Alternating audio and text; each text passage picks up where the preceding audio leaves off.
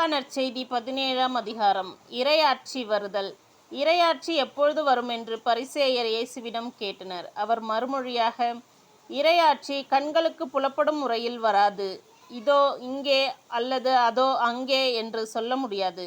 ஏனெனில் இறையாட்சி உங்கள் நடுவேயே செயல்படுகிறது என்றார். பின்பு அவர் சீடர்களை நோக்கி கூறியது, ஒரு காலம் வரும், அப்பொழுது மானிட மகனுடைய நாள்களில் ஒன்றையாவது காண நீங்கள் ஆவலாயிருப்பீர்கள். ஆனால் நீங்கள் காண மாட்டீர்கள். அவர்கள் உங்களிடம் இதோ இங்கே அல்லது அதோ அங்கே என்பார்கள். ஆனால் நீங்கள் போக வேண்டாம், அவர்களை பின்தொடரவும் வேண்டாம்.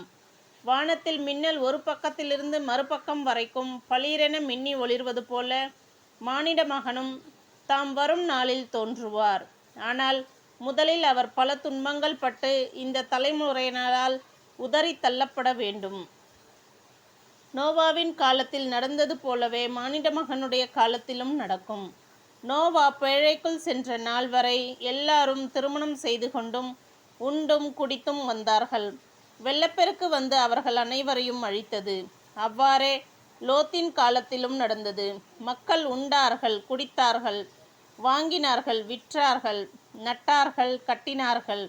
லோத்து சோதோமை விட்டு போன நாளில் விண்ணிலிருந்து பெய்த தீயும் கந்தகமும் எல்லோரையும் அழித்தன. மானிட மகன் வெளிப்படும் நாளிலும் அப்படியே நடக்கும். அந்நாளில் வீட்டின் மேல் தளத்தில் இருப்பவர் வீட்டிலுள்ள தம் பொருள்களை எடுக்க கீழே இறங்க வேண்டாம். அதுபோலவே வயலில் இருப்பவர் திரும்பி வர வேண்டாம். லோத்தின் மனைவியை நினைத்து கொள்ளுங்கள். தம் உயிரை காக்க வழி தேடுவோர் அதை இழந்து விடுவர். தம் உயிரை இழப்போரோ அதை காத்து கொள்வர். நான் உங்களுக்கு சொல்கிறேன், அந்த இரவில் ஒரே கட்டிலில் இருவர் படுத்திருப்பர்.